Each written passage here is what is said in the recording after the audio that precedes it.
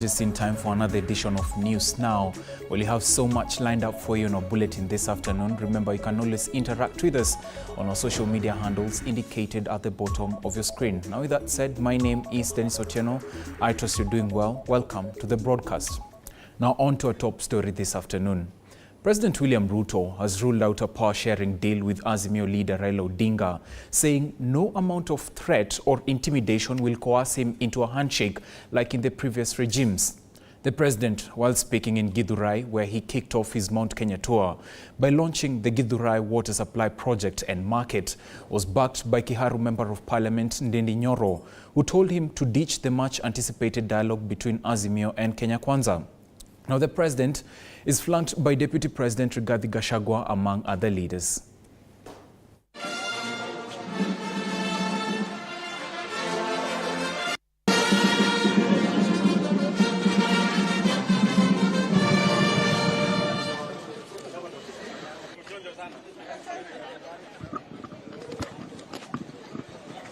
Na tumewaambia ile vitisho walikuwa naye ati ndio wapate serikali nusu mkate haitafanyika tena. Haiwezekani. Sijui kama tunaelewana. Na hawa watu nitawakalia ngumu. Bana. Bana.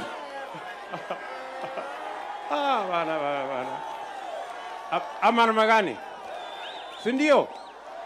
Kwani mtu ambaye anataka kuharibu biashara ya mwingine anapembelezwa? Bana. Nitawakalia ngumu sana ya watu wakwendi. Sijui kama tumeelewana jameni. Neguo. Neduraiguithania. Tunakubaliana. Hiyo ndio barabara. Si kila mtu afanye biashara jameni. Sisi tung'ang'ane, tutafutie hawa vijana ajira, tupange biashara, tupange uchumi, Kenya iende mbele. Mambo ya vita, no. Haya, mimi nimemaliza na story yangu. Tunataka tuseme asanti kwa vile mlimpigia huyu rais wetu kura. Na mimi ningetaka kumhakikishia rais wetu amepanga kazi vizuri na nyinyi mtakuja kufurahia. Na sisi tukiwa pale, kazi yetu ni kumsaidia huyu rais. Na huyu rais sisi tunakaa na yeye pale. Mtu yeyote atajaribu kucheza na yeye, mimi na hao Kimani Ichung'wah, Ndindi Nyoro, huyu King'ara tumekaa chonjo. Mheshimiwa Rais, mimi nataka nitume ujumbe kwa wale wapinzani wetu. Sisi kama Kenya Kwanza hatutaalao kitu inaitwa handshake. Hakuna watu wataingia katika serikali kwa dirisha. Hakuna watu watavuja dirisha waingie kwa serikali. Na hata hiyo dialogue, Mheshimiwa Rais, mimi nakuomba kwa sababu nimesikiza hawa watu wadosi wetu, wewe wachana na hiyo dialogue, tufanye kazi, Kenya iende mbele. Remember, this debate is only coming a few days after the Kenya Kwanza National Dialogue Team leader, Kimani Ichung'wah, wrote to the Azimio la Umoja National Dialogue Team leader, that is Kalonzo Musyoka, pushing the dates of the national dialogue. So we're yet to see which turn that dialogue is going to take in the few coming days. But moving on. Following an investigation of war crimes against humanity and genocide, the International Criminal Court, ICC, on the 17th March 2023, issued arrest warrants against Russia President Vladimir Putin and Russian Commissioner for Children's Rights, Maria Lvova-Belova, alleging responsibility for the war crimes. Moscow, in retaliation, issued an arrest warrant for the ICC prosecutor Karim Khan, who had prepared a warrant of arrest for Putin. Karim Khan, the prosecutor at the Hague-based War Crimes Court, was added to the Interior Ministry's wanted list. Now, what is his take on that and other issues, including those facing Kenya? He spoke to our very own George Maringa on a one-on-one exclusive interview. Take a look. We need to apply the law more effectively. Now, when it comes to Africa, look at where we are. I've opened investigations in Venezuela, in the Philippines. We're looking at the Islamic State, Khorasan, and Taliban in Afghanistan. I've applied for warrants that were issued in Georgia. We have an investigation and judges have issued warrants in Ukraine. These are not African countries. And of course, the argument goes beyond that, because before Rwanda, before the Rwandan tribunal, we had the Yugoslav tribunal. These were not African countries. Cambodia is not an African country. And in the majority of situations, that the court is active in the continent, they've been referred by the states themselves. There are these exceptions, the Article 15 prior motor powers that the previous prosecutors have used. But I think in my term already, we're trying to build more partnerships with Africa. I've been invited after a gap of 17 years to the last 2 African Union Heads of State summits in Addis Ababa. I've just come from the Association of Caribbean States in Guatemala with the GRULAC, the Latin American and Caribbean group. So we're trying to build partnerships everywhere, and I'm trying to create a dynamic in which it doesn't matter if it's me that's the prosecutor or it's the ICC's flag that's behind a judge. We have to find partnerships so the national authority can do better. Meanwhile, the Senate Ad Hoc Committee pushing for the compensation of the victims of the August 7th, 1998 United States Embassy bombing is currently attending the Victims' Prayer Day. The committee, led by Senator Agnes Kavindu, is hearing submissions by victims of the blast. This Senate committee will meet the Senate in America in the quest to have Kenyans affected compensated. Let's listen in.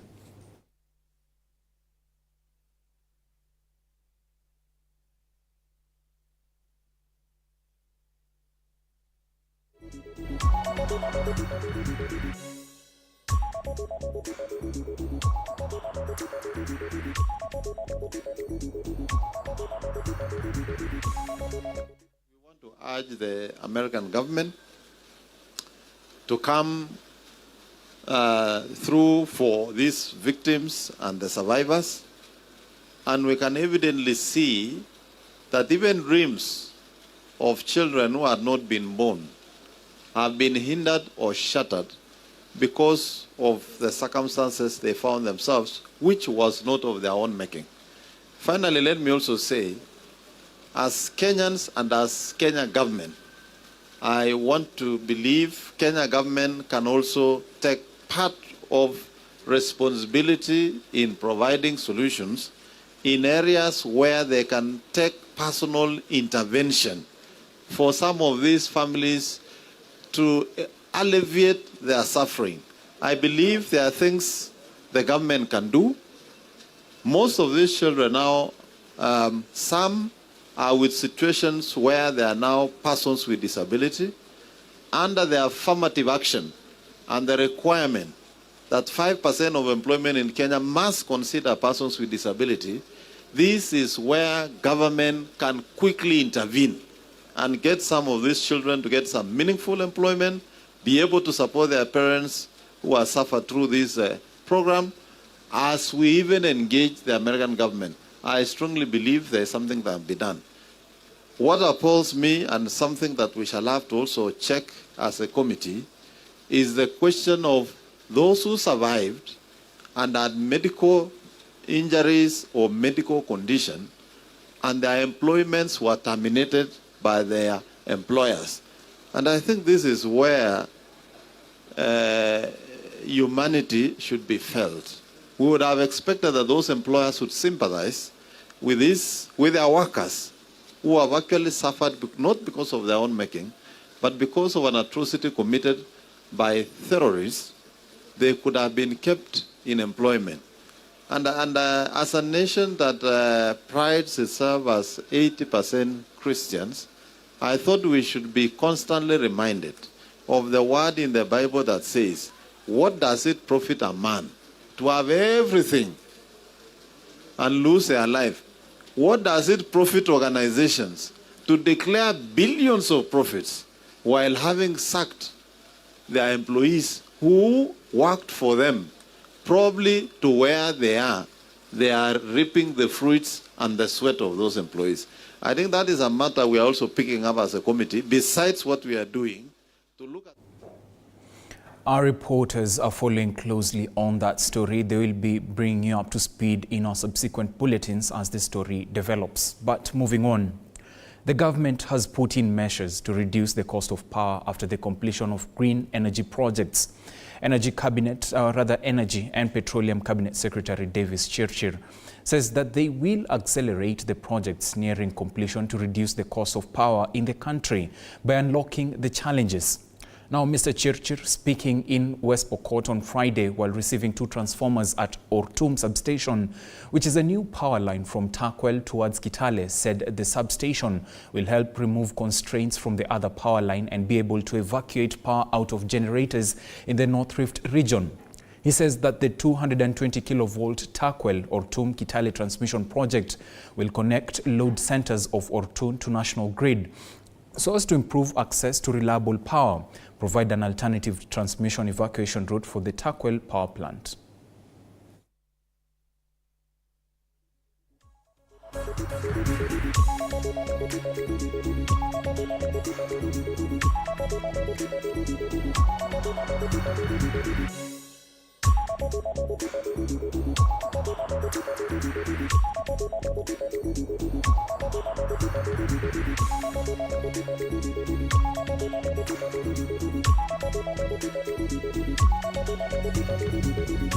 Of say 2,000 megawatts.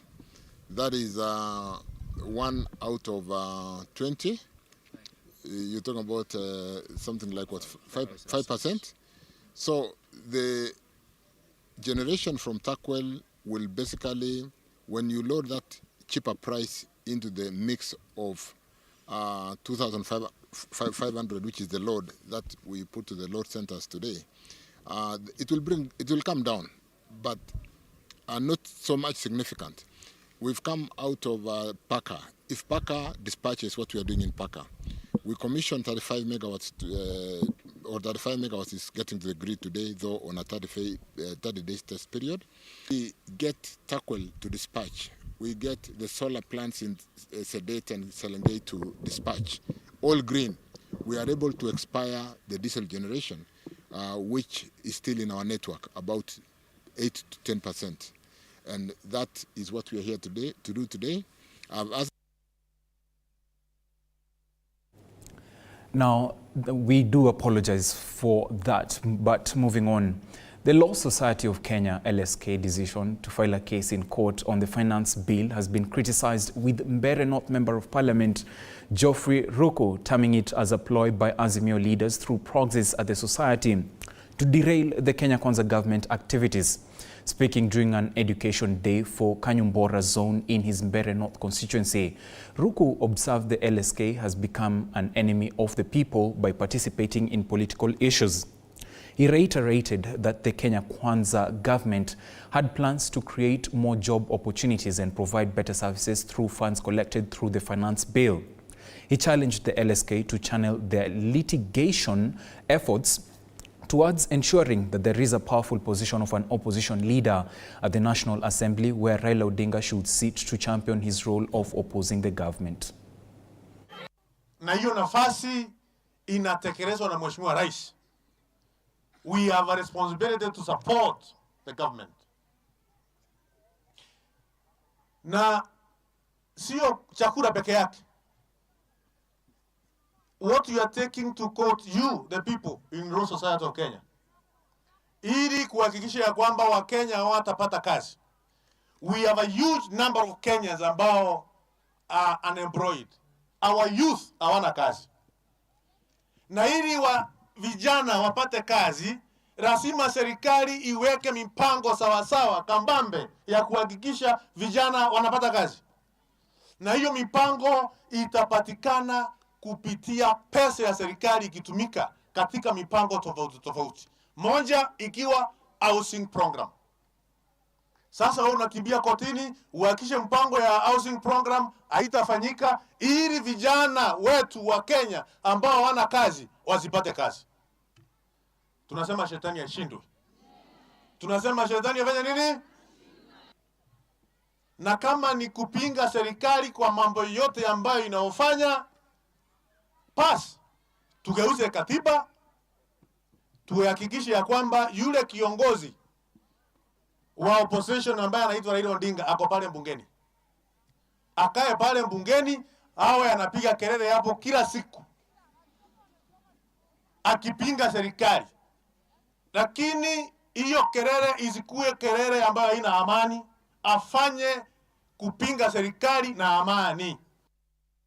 Now, Chief of Staff and Head of Public Service Felix Kosgei has reiterated that the government is committed to developing all parts of the country regardless of the voting pattern during the last general elections. Kosgei said that each Kenyan will be treated equally by the government when it comes to service delivery and opportunities that arise in the government. He was speaking at Ruma Secondary School in Rarieda constituency, Siaya County, during a Thanksgiving ceremony. Now, he called for commitment amongst public servants, adding that citizens must get the best out of their taxes. The Principal Secretary for Interior, Dr. Raymond Omolo, told national government administrative officers to ensure that they propagate government policy to the public. He was flanked by the ICT Cabinet Secretary Eliud Owalo, Principal Secretaries Belio Kipsang and Dr. Raymond Omolo, and a host of members of parliament and senior government officials. Every division, every sub-location, we have to develop. And this development is not like persuading people. We have to develop the country whether you like it or you don't like it. Development has to come because we want everybody to be in a position that they can stand on their own and make their own money. And the only way to do that is for government to do its part, to create an enabling environment for our citizens so that those who want to do business, they can comfortably do business. The discussion we want to have with the government is how to revitalize our sugar industry, how to revitalize our cotton, what to do about exploitation of the fishing industry, the roads, electricity, water. Those are the discussions we want to have, and that is what we are having with the government. And I'm happy to report that so far we are making fundamental progress. In this region, we already have a power project, electricity project already ongoing. To the students, I plead you don't get to the wrong side of the law. And to the people of Rarieda and Siaya and the region at large, we know what we have to do. We have the entire government infrastructure led by the regional commissioner, Madam Flora, and her security team, together with the county commissioner and the entire team. I want to appreciate all of you in a special way, that you continue to do the work you do. You have the support of the government, starting with the president, the CS, and myself, and the rest of our colleagues within government. And that support is towards provision of services to wananchi. Meanwhile, the Kenya Women Parliamentary Association, KEWOPA, has held a sensitization campaign on the importance of having more women in leadership. Speaking at Wajir County earlier today, Wajir woman representative Fatuma Jeho and the chair of Kenya Women Parliamentary Association, Leah Sankaire, have raised awareness in the promotion of gender equality in the country's political representation. The campaign involves advocacy, education, and public engagement, which is aimed to encourage the implementation and understanding of this important constitutional provision. The Parliament of Kenya implemented the 2/3 gender rule to ensure at least a third of the seats in the National Assembly and Senate are occupied by women. Leo tuko hapa Wajir kwa hafla ya kuhamasisha kina mama kuhusu 2/3 gender. Tuko na program katika KEWOPA ambayo inaitwa 2/3 gender mashinani, ambayo tumekuja leo kuhamasisha kina mama kazi ya 2/3. Na tunasema kwamba hii kazi ya 2/3 si lazima peke yake ikuwe pale bungeni ama katika nyadhifa kubwa. Hata katika uongozi wa shule tunataka kina mama wachaguliwe. I want to thank my colleagues here for pushing for the 2/3 gender principle. It's something that we expect by the end of the term, by the end of these 5 years to go through, and we are grateful for the president and his legal team for coming out and coming out and talking to the people of Kenya to come and implement the 2/3 gender rule. Now, the scourge of ghost workers in counties continues to bite hard across the country. Employees verification exercise has commenced in Vihiga County, where more than 200 workers are set to be verified in an effort to identify ghost workers in the county. This comes at a time when some of the workers have been found not to have valid documents. The county's Public Service Board chairperson Balozi Franklin has noted that 26 servants have been found to be ghost workers. Ambao tulikuwa na suspect ni ghosts ambao walikuwa 48 na tumechunguza. Kitu tulifanya ni kwamba tulisimamisha mshahara. Tuliposimamisha mshahara, watu wakaanza kutukimbilia wale wako genuine, na tulikuwa nasema ukija hapa kuja na supervisor wako ndio tujue kwamba wewe ni mfanyakazi halisi ama halali wa Vihiga. Kwa ile 48 kuna about 26 ambao hawakuwa kamili. Hii 236 hiyo ndio nilikuambia ya kwamba ndio exercise tunafanya sasa. Sasa tukutoka hapo tutaingia category nyingine ya wale ambao wako na fake certificates. Na kulingana na ripoti yetu kuna wale ambao tumeidentify. So itakuwa ya kwamba sasa leta makaratasi yako. Kama yako fake, tutaona kila ambacho tutafanya. Kama ni kupelekwa kotini urudishe hiyo pesa umekula, utarudisha tu. Now, from streamlining public service in Vihiga County to conserving the environment in the coastal region, where local environmentalist Jimmy Cohen has planted 23,810 mangrove trees within 24 hours in Shimoni, Kwale County, breaking the current world record of 23,060 trees. Through a trees club, Jimmy Cohen is determined to plant over 1 million mangrove trees across East Africa, noting their impacts to the environment and which support livelihoods to the coastal communities. The Ministry of Tourism is spearheading the conservation of mangroves, citing that Kenya could benefit a lot from ecotourism and raise the GDP contributed through the tourism sector. Mangrove trees in Kenya represent approximately 3% of the natural forest cover. Mangrove trees sequester 8 to 10 times more carbon from the atmosphere compared with all terrestrial forests. So they're incredibly vital for fighting climate change. And so once I saw that, we wanted to do even more with mangrove trees. In terms of conservation, different businesses that are dependent on the mangroves for them to thrive. For example, beekeeping. Some of the most delicious honey in the world actually comes from honey made from mikoko, mangrove trees. And so by supporting those businesses that are adjacent